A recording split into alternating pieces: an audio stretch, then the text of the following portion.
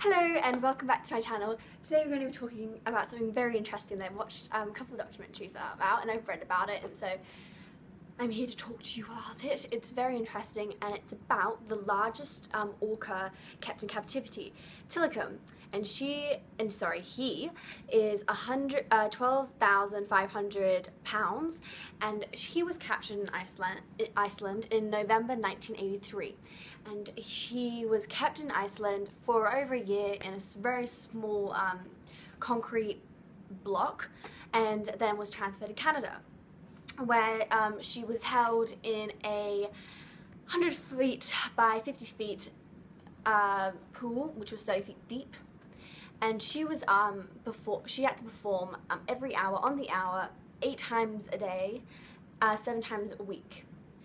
Along with the stress that came with performing 8 times a day in such a small pool, she was also bullied by these 2 other female orcas that were there.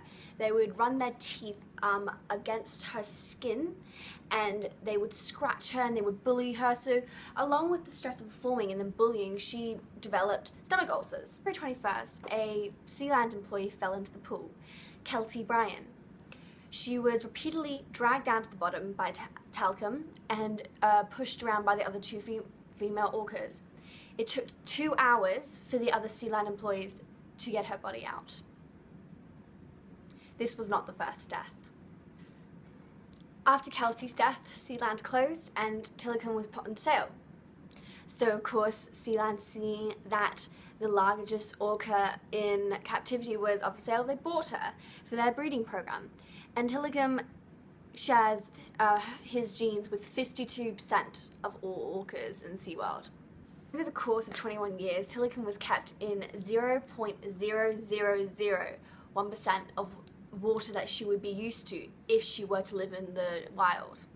The stress of captivity drove Tilikum to express abnormal behaviour that was repetitive, and that's when the 2 other deaths happened. 2 more lives taken, Daniel P. Dukes and Dawn Branch, in 2010.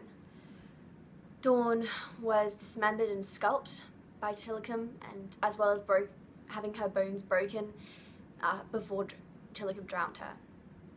Following Dawn's death, Tilikum was put into a tiny enclosure which limited his ability to swim, to communicate with other orcas, and communicate with any humans.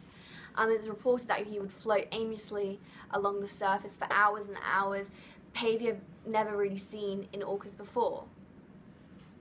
After a year, Tilikum was back to performing.